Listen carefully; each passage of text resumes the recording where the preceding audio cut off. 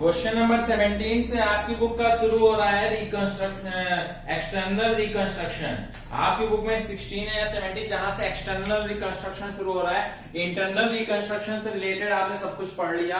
External reconstruction के बारे में भी मैं आपको बता चुका। एक्सटर्नल रिकंस्ट्रक्शन का मतलब होता है जब कंपनी हैवी लॉसेस से चल रही होती है, बियर कर रही होती है और कंपनी अंदर से सहायता नहीं लेती, इंटरनली नहीं, बाहरी लोगों से सहायता लेती है, दूसरी कंपनी उसको हेल्प करती है। कोई बाहरी कंपनी, कोई हमारी कंपटीटर या कोई अनदर कंपनी हमारे को हेल्प करती है या हमारे बिजनेस को सपोर्ट या हमारे बिजनेस को परचेज करना है, जैसा हम एमैल्गमेशन और एब्जॉर्प्शन और अभी हम और पढ़ चुके हैं चैप्टर जितने भी, उन सब चैप्टरों में हम शुरुआत में पढ़ भी चुके हैं। ठीक है, तो उसी तरह से कोई बाहरी कंपनी अगर हमारी कंपनी को सपोर्ट करती है तो उसको बोलते हैं एक्सटर्नल रिकंस्ट्रक्शन। क्वेश्चन में दिया हुआ है द बैलेंस शीट आपको कानपुर सिल्क मिल्स लिमिटेड की दी रखी है और क्वेश्चन के बाहर बोला company decide to go into voluntary liquidation with a view to reconstruction under the name of new Kanpur silk mill limited. ठीक, वो कंपनी लिक्विडेट हो रही है, लिक्विडेट होकर के एक नई कंपनी बनेगी new Kanpur silk mills company limited.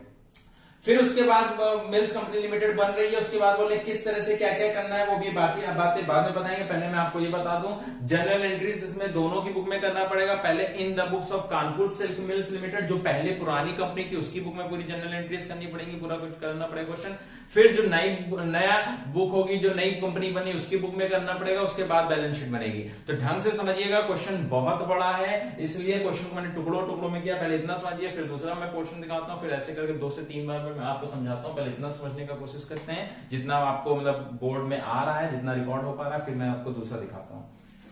Question में लिखा है assets and liabilities to taken over by the new company. जो नई कंपनी वो एसेट्स एंड लायबिलिटीज को टेक ओवर कर रही, लिक्विडेट करते थे। तो याद होगा आपको रियलाइजेशन अकाउंट बनाते थे। रियलाइजेशन अकाउंट बनाना सबको आता होगा। रियलाइजेशन के डेबिट में ऑल एसेट लिखा जाता है, रियलाइजेशन के क्रेडिट में ऑल लायबिलिटीज लिखी जाती हैं। और एसेट्स को डेबिट में लिखने के बाद जब एसेट्स नई कंपनी कितने रुपए में हमारी कंपनी के शेयर्स को एसेट्स को खरीद रही है उस हिसाब से उसका परचेज कंसिडरेशन निकाला जाता है। तो सबसे पहले हम लोग परचेज कंसिडरेशन के बारे में पढ़ेंगे। हमने यहाँ वर्किंग नोट लिखा है कैलकुलेशन ऑफ परचेज प्राइस लिखा हुआ है। पहला तो लिखा है asset and liabilities taken over by the new company, इसका तो कोई काम नहीं है। लिखा है ट्रेड पेबल, पॉइंट नंबर 2 से पढ़िए। Trade payable to be discharge by cash compensation 75 paisa in the rupee. Trade payable को 75 पैसा पे किया जा रहा है। क्वेश्चन के अंदर ट्रेड पेबल देखिए कितने रुपए का दे रखा है, 30,600 रुपीज का। मैंने यहाँ वर्किंग नोट दिखाया है। ट्रेड पेबल सबसे लास्ट में देखिए मैंने लिखा हुआ है, ये जो आपके सेकंड पॉइंट में आपकी बुक में लिखा हुआ है, पेमेंट टू ट्रेड पेबल 30,600 था, 75% दे रहे हो तो 30,600 का 75% निकालोगे, 0.75 था मतलब 75% है तो 0.75 का मतलब होता है 75 अपॉन 100। तो आपका आएगा 22,950 रुपीज पेमेंट करना है हमको ट्रेड पेबल को। सेकेंड पॉइंट का ये मतलब था। थर्ड पॉइंट में बोला 200 डिवेंचर्स। हमारे क्वेश्चन में देख लीजिए हमारे पास डिवेंचर दिए हुए हैं 1000। टोटल क्वेश्चन के अंदर 1000 डिवेंचर्स है जिसमें से पहले 200 डिवेंचर की बात कर रहा है। 200 डिवेंचर को कह रहे हैं रिडीम करिए 75% ऑफ देयर वैल्यू। 200 डिवेंचर को 75% देना है। तो ये देखिए सेकंड मैंने अगला वाला पॉइंट नंबर 3 है, मैंने उसका देखिए लिखा है पेमेंट टू डिवेंचर। 200 डिवेंचर थे, फेस वैल्यू दे रखा है 100 रुपीज का। डिवेंचर देखिए क्वेश्चन में कितना लिखा है, 100 रुपीज का डिवेंचर दे रखा है। तो 200 डिवेंचर तो 200 इंटू 100 75% पैसा देना है तो वही 75 अपॉन 100 जितने रुपए आप उनको पे करने 15,000। ये दोनों आप कैश में पेमेंट कर रहे हैं, ये दोनों का पेमेंट आप कैश में कर रहे हैं। ट्रेड पेबल को 75% दे रहे हो और डिवेंचर होल्डर को 200 डिवेंचर होल्डर को 75% दे रहे हो। रिमेनिंग जो 800 डिवेंचर बचे उनके लिए लिखा है बैलेंस 6% डिवेंचर और new company issued at par. New company को बैलेंस डिवेंचर इशू कर दिए गए एट पार पे। तो बैलेंस डिवेंचर 1000 में से 200 डिवेंचर का पेमेंट हो गया, बैलेंस बचे 800 डिवेंचर, 6% डिवेंचर इशूड 100 रुपीज हमने ये इशू कर दिए हैं 80,000 रुपीज में। ओके, यहां तक समझ में आ गया होगा। पॉइंट नंबर 4 पढ़ते हैं हम लोग। 1,10,000 shares of 10 rupees each. Question के अंदर देखिए शेयर्स दे रखा था हमारा 10,000 शेयर्स 100 रुपीज के हिसाब से 10 लाख का दे रखा था। अब चेंज किया जा रहा है, कह रहे हैं 1 lakh share of 10 rupees each credited as 6 rupees paid up. 1 lakh shares दिए जा रहे हैं 10 रुपए के, लेकिन पेड अप अमाउंट कितना है, 6 रुपए का है।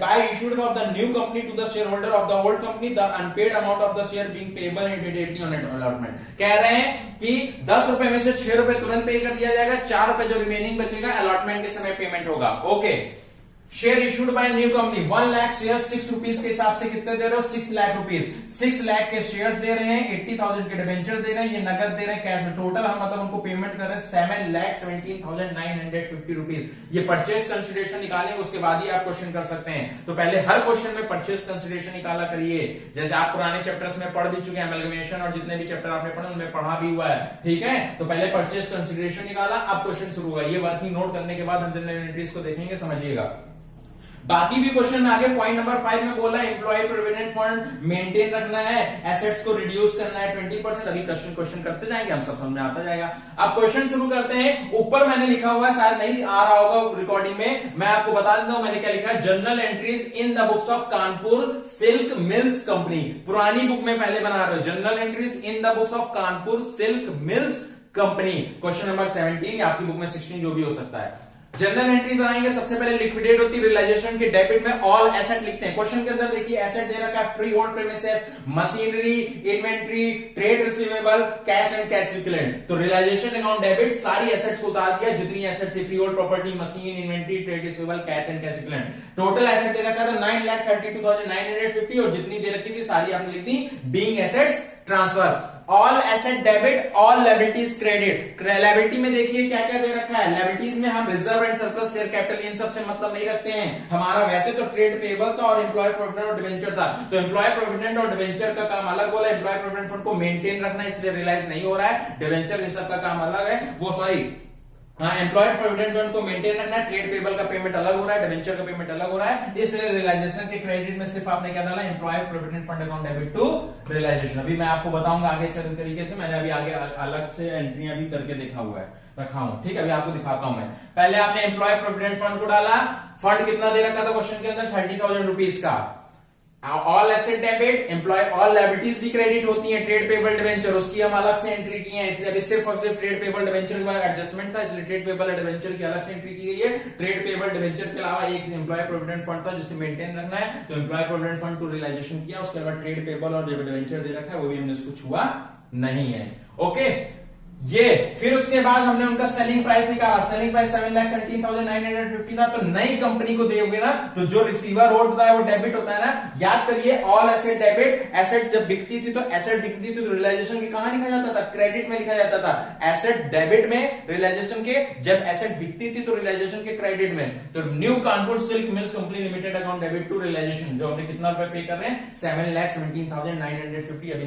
बताया गया ड्यू किया गया दिया नहीं गया है ओके इतना समझ आ गया होगा 2 मिनट आप इसको समझिए स्क्रीनशॉट सिर्फ इतने का लेकर के समझिए मैं इसका अलग से पूरा कंप्लीट पोर्शन में इधर समझाता हूं पहले इतना समझ लीजिए मैंने इस वाले पोर्शन में मैंने बोर्ड को ऐसे 3 भागों में बांटा है फर्स्ट पार्ट सेकंड पार्ट और थर्ड पार्ट अभी मैं आपको दिखा रहा हूं ठीक है बोर्ड क्वेश्चन बड़ा है इसलिए पहले इतने पार्ट को समझ लीजिए ये कंसिडरेशन था कंसिडरेशन के बाद सारी एसेट डेबिट कर दी गई है डिवेंचर और पेबल का अलग से करेंगे क्योंकि उसके बारे में एडजस्टमेंट था एम्प्लॉय प्रोविडेंट फंड क्रेडिट कर दिया गया रिलेशन के और जो हमने 7,17,950 था वो नई company new Kanpur silk mills company limited account debit to realisation 7,17,950 इसको देखिए स्क्रीनशॉट लेना लीजिए मैं इधर का आपको दिखाता हूं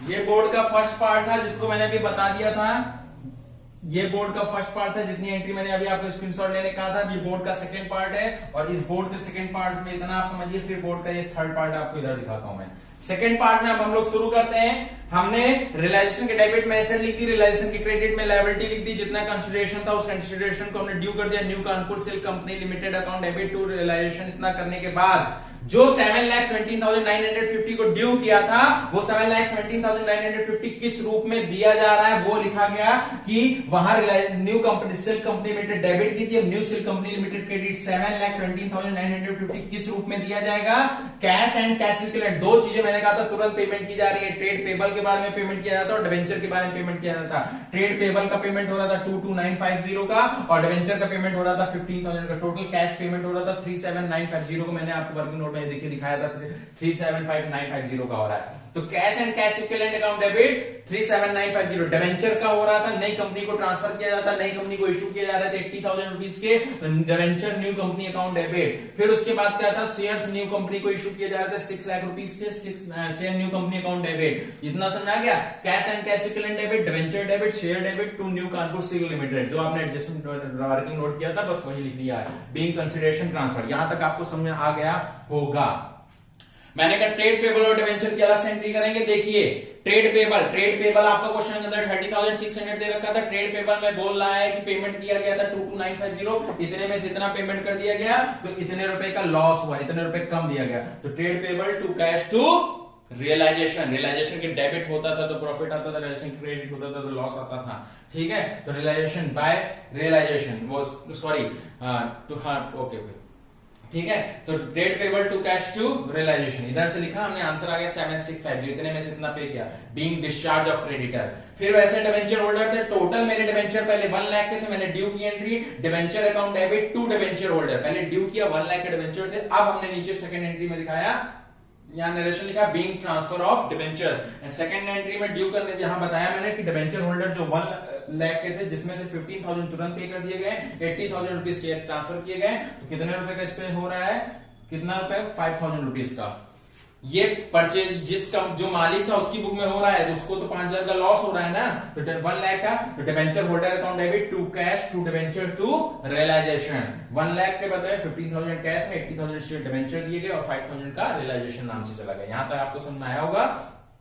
ये कैसे आया रियलाइजेशन, याद है ना, रियलाइजेशन के डेबिट में सारी एसेट्स लिख देते थे, एसेट लिखने के बाद जब रियलाइज हो जाता था क्रेडिट लिख देते थे, लायबिलिटीज क्रेडिट लिखते थे, क्रेडिट रियलाइज हो जाता था डेबिट में लिख देते थे, बड़े से छोटे को माइनस करते थे, प्रॉफिट या लॉस आंसर आता था। मैंने आपको बगल में रियलाइजेशन बना करके बताया, पहले ये समझ लीजिए, यहां समझ में आएगा रियलाइजेशन। जैसा कि अभी हम लोग सारी एंट्रियां कर रहे थे उसी एंट्री के अकॉर्डिंग आपने पार्टनरशिप में डिसोल्यूशन में भी रियलाइजेशन बनाया है, एमल्गेमेशन में भी रियलाइजेशन बनाया है, बार रियलाइजेशन बनाया है, वही रियलाइजेशन, रिकंस्ट्रक्शन, एक्सटर्नल रिकंस्ट्रक्शन वही एक रूप है।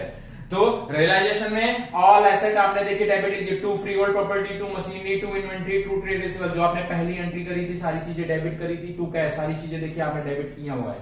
ठीक है, क्रेडिट में आपने बाय एम्प्लॉय प्रोविडेंट फंड लिखा था, देखिए बाय एम्प्लॉय प्रोविडेंट फंड आएगा, सारी लायबिलिटियां थी तो by employ provident fund, by trade payable और बाय डिवेंचर, वही सारी लायबिलिटीज उठा के क्रेडिट, सारी एसेट डेबिट, सारी लायबिलिटीज क्रेडिट। एसेट बिक रही थी कितने में, परचेज कंसीडरेशन लिखा हुआ था 7,17,950, तो सारी एसेट डेबिट करने के बाद और सारी liabilities employ provident fund, trade payable और डिवेंचर क्रेडिट करने के बाद एसेट बिक रही थी, जब डेबिट में है तो एसेट बिकेंगी तो किधर लिखोगे, क्रेडिट में। By new Kanpur silk milk कितना गया, 7 मिल्स, 7,17,950।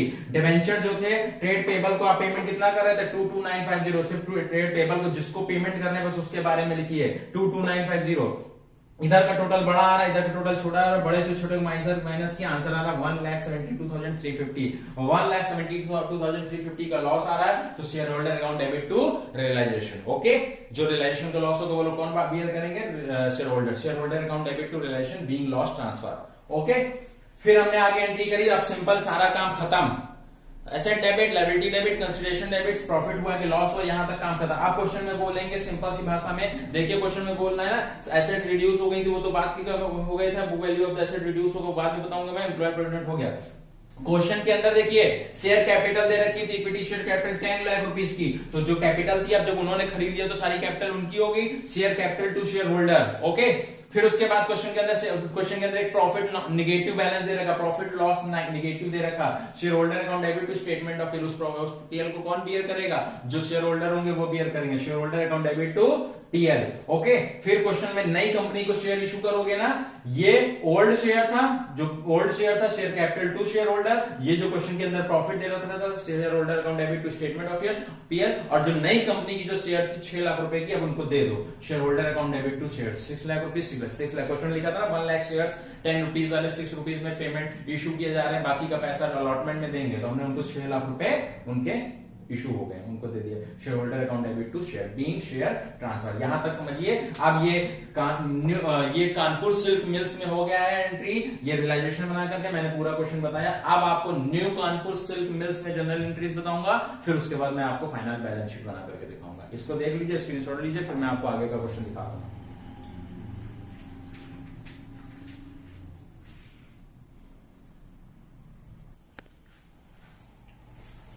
अब हम लोग जनरल एंट्रीज करेंगे in the books of new Kanpur silk mills limited. जो परचेजर था उसकी बुक में, अभी तक हम लोग ने सेलर की बुक में क्या कानपुर मिल्क सिल्क लिमिटेड, अब बदल गई है new Kanpur silk mills limited में क्या चेंजेस आएंगे देखिए। अब इनको सारी एसेट्स मिल रही हैं, उन्होंने सारी एसेट इनको ट्रांसफर कर दी, तो ऑल एसेट डेबिट, याद है ना, all asset debit all liabilities credit. तो सारी एसेट्स जो थी फ्री होल्ड प्रेमिसेस था 50,000 का, सारे क्वेश्चन में सारी एसेट्स में क्वेश्चन के एंड में लिखा होता है कि एसेट की वैल्यू 20% रिड्यूस होगी। तो 50,000 की फ्री होल्ड प्रेमिसेस थी, 20% 10,000 रिड्यूस होकर के कितनी हो जाएगी 40,000। सारी एसेट्स रिड्यूस कर करके लिखनी है। 50,000 का 20% रिड्यूस करके free hold premises account debit 40,000 rupees, 50,000 minus 10,000 40,000 rupees. Machinery 7 lakh की दे रखी, तो machinery and plant account debit 7 lakh का 20% 1,40,000 माइनस करके 5,60,000 लिखेंगे। फिर इन्वेंट्री क्वेश्चन के अंदर दे रखी 1 लाख रुपीज की, 1 लाख का 20% 20,000 लेस करके 80,000 इन्वेंट्री अकाउंट डेबिट लिखेंगे। फिर लिखा हुआ ट्रेड रिसीवेबल 75,000 का, 75,000 का जो ट्रेड रिसीवेबल था 75,000 का 20% 15,000 माइनस करके ट्रेड रिसीवेबल 60,000 लिखेंगे। कैश तो वैसे वैसे ही रहता है, कैश लिख दिया। ऑल एसेट डेबिट हो गए, free hold premises account debit, machinery and plant account debit, inventory account debit, bank account debit, trade receivable account debit. 2 Kanpur silk mills limited, कौन ट्रांसफर कर रहा था, कानपुर सिल्क मिल्स लिमिटेड। सारी liabilities का payment हो गया, ट्रेड पेबल का payment हो गया, डिवेंचर हो गया, सब कुछ हो गया। हमारे को एम्प्लॉय प्रोविडेंट फंड मेंटेन रखना है, तो by employ provident fund 3 lakh rupees और 30,000 रुपीज टोटल हमारा बराबर आएगा 7,70,950 जो परचेज कंसिडरेशन आया था। 7,70,950 जो परचेज कंसिडरेशन आया था, हमने उसकी एंट्री करी। Kanpur silk mills company limited ने जो 7,70,950 था वो किस रूप में दिया हमको, शेयर कैपिटल के रूप में 6 लाख, डिवेंचर के रूप में 80,000 और पेमेंट के रूप में हमको दिया है 37,950 रुपीज। ओके, फिर लास्ट में क्वेश्चन में उसी पहले लिखा हुआ था कि 6 रुपीज का पेमेंट अभी हो जाएगा, बाकी रिमेनिंग अमाउंट अलॉटमेंट के समय पेमेंट रिसीव होगी, तो अलॉटमेंट ड्यू कर दो। Share allotment account debit to share capital 1 lakh into 4 rupees बाकी था ना, 1 lakh into 4 lakh rupees being allotment money due. Bank account debit to share allotment, allotment money due कर दी, आपको अलॉटमेंट मनी रिसीव हो गई। ये जनरल एंट्रीज थी in the books of new Kanpur silk mills limited. इतना करके अब बैलेंस शीट आपको बताता हूं, बस इसकी एक बार स्क्रीनशॉट लेना तो लीजिए, जैसा करिए, बस मैं आपको एक बैलेंस शीट आपको दिखा रहा हूं।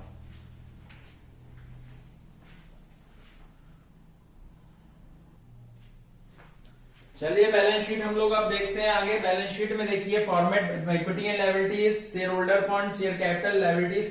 क्वेश्चन बड़ा था एसेट्स के जो हमने था इसके लिए हमने कहा लिख दिया, उसके बगल लिख दिया, आप उसी के नीचे बनाएंगे फॉर्मेट, ठीक है। Equity and liabilities, share holder fund, share capital. Share capital हमको कितनी रिसीव हुई थी, 1 लाख कैपिटल हमारी रिसीव हुई थी, हमारे को 6 रुपीज पहले मिल गया था, 4 रुपीज बाद में, टोटल हमको 10 रुपीज मिल चुका है। 1 lakh at the rate 10 lakh rupees का हो गया है। फिर क्वेश्चन के अंदर नॉन करेंट लायबिलिटीज था, सब कुछ चेंज हो जाएगी, नई बैलेंस शीट बननी है। नॉन करेंट लायबिलिटी क्वेश्चन के अंदर पीएल देके राइट ऑफ हो गया था। डिवेंचर जो था 1,1000 डिवेंचर 100 रुपीज के हिसाब से था, जिसमें हमारा 200 का डिवेंचर तुरंत हो गया था, बाकी का में 80,000 रुपीज का डिवेंचर इशू किया जा रहा था। तो 26% non current liability, sorry balance sheet में 6% डिवेंचर लिखेंगे हम 80,000 रुपीज, और बाकी कोई चीज तो है नहीं, एम्प्लॉय प्रोविडेंट फंड को करंट लायबिलिटी में लिखेंगे। फिर से समझिए, शेयर कैपिटल क्वेश्चन में लिखा था ना 1 लाख कैपिटल इशू की गई, 1 लाख कैपिटल 10 रुपए के हिसाब से 10 लाख रुपए की। ट्रेड पेबल, डिवेंचर्स, सबका पेमेंट हो गया था। डिवेंचर 1,000 के थे, 200 डिवेंचर का पेमेंट हो गया था, 800 डिवेंचर जो बचे थे 80,000 रुपीज वो हो गया। टीएल राइट ऑफ हो चुका था, एम्प्लॉय प्रोविडेंट फंड को मेंटेन रखना था, तो करंट लायबिलिटी में एम्प्लॉय प्रोविडेंट फंड वैसे ही रहेगा। लायबिलिटीज का टोटल 11,10,000 रुपए आएगा। एसेट्स, नॉन करंट एसेट, जब करंट नॉन करंट एसेट में फिक्स्ड एसेट वही जैसे बैलेंस शीट बनी सेम वैसे फॉर्मेट उतारेंगे। जब फ्री होल्ड प्रीमिसेस 50,000 लिखने की बारी है तो अभी आपने रिड्यूस किया था इधर जनरल एंट्रीज में 50,000 माइनस 10,000 40,000 रुपीज लिखेंगे। मशीनरी 7 लाख क्वेश्चन के अंदर थी, 7 लाख का 20% 1,40,000 माइनस करके 5,60,000 लिखेंगे। इन्वेंट्री क्वेश्चन के अंदर दे रखी थी 1 लाख रुपीज की, 1 लाख का 20,000 माइनस करके 80,000 लिखेंगे। फिर क्वेश्चन के अंदर दे रखा था ट्रेड रिसीवेबल 75,000 का, 75,000 का 20% 15,000 माइनस करके 60,000 लिखेंगे। कैश एंड कैश इक्विवेलेंट की बारी आती है। क्वेश्चन के अंदर कैश एंड कैश इक्विवेलेंट 7,950 दे रखा हुआ था।